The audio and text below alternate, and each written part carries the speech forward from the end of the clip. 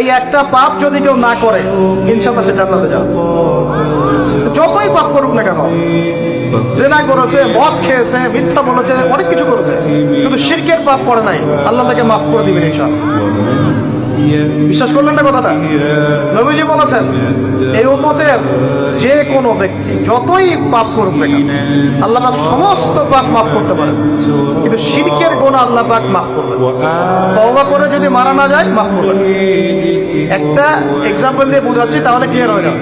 মনে করেন কেউ একজন জিনা করেছে, তওবা করার সুযোগ হয় নাই, মারা গেছে, এখন আল্লাহ পাক কিয়ামতের মাঠে এই জিনার পাপটা মাফ করে দিতে পারেন, যদিও সে তওবা করে নাই।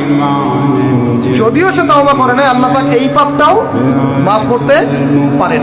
কিন্তু একজন ব্যক্তি শিরক করেছে, তওবা করে নাই, কিন্তু এই অবস্থায় যদি কাল কিয়ামতের মাঠে আল্লাহর সাথে সাক্ষাৎ করে, আল্লাহ তার গুনাহ মাফ করবেন। এই শিরকের অন্য পাপের এই হলো পার্থক্য। তাহলে সবচেয়ে কোন বিষয়টা থেকে আমাদের বেঁচে থাকা উচিত ভাই?